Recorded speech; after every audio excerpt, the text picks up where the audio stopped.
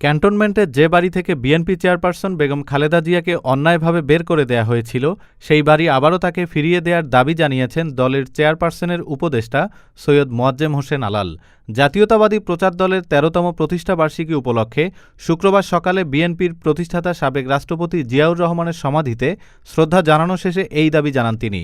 আলাল বলেন, খালেদা জিয়াকে যখন তার মইনুল রোডের বাড়ি থেকে উচ্ছেদ করা হয়েছিল এক কাপড়ে এবং জোর করে, এবং আদালতে মামলা বিচার চলাকালীন অবস্থায় মামলা নিষ্পত্তির আগেই তার সেই স্মৃতির জায়গাটুকুতে এই সরকারের পক্ষ থেকে এমন কোনো পদক্ষেপ গ্রহণ করা হোক যাতে তিনি আবার তার সেই হৃদয়ের ক্ষতটাকে সারিয়ে উঠতে পারেন এবং দেশবাসীও মনে করে যে না, বেগম খালেদা জিয়ার উপর যে অন্যায় অবিচার হয়েছে সেটার অন্তত কিছুটা প্রতিকার। নবগঠিত নির্বাচন কমিশনের ওপর বিএনপির আস্থা রাখতে চায়।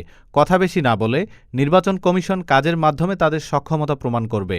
নির্বাচন কমিশন গঠনের মধ্য দিয়ে এরই মধ্যে নির্বাচনী ট্রেনের যাত্রা শুরু হয়েছে উল্লেখ করে বিএনপির এই নেতা বলেন, সরকার যে সংস্কার কাজ শুরু করেছে তা দ্রুত শেষ হবে বলে আমার প্রত্যাশা।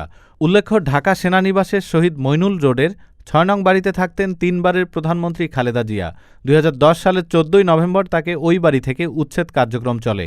বেলা ১১টার দিকে পুলিশ ও র্যাব খালেদা জিয়ার বাড়ির প্রধান ফটক ভেঙে ভেতরে প্রবেশ করে। এ সময় তারা বাড়ির ভেতর ও বাইরে থেকে মাইকে বেগম জিয়াকে বের হয়ে আসতে বলেন। বের না হওয়ায় তার রুমে প্রবেশ করে তাকে অজ্ঞাত স্থানে নিয়ে যাওয়া হয়। বিকেল ৩:৩০টার দিকে আইনশৃঙ্খলা বাহিনীর সদস্যরা তাকে গুলশান কার্যালয়ে পৌঁছে দেন। ডেস্ক রিপোর্ট, আজ বার্তা, ঢাকা।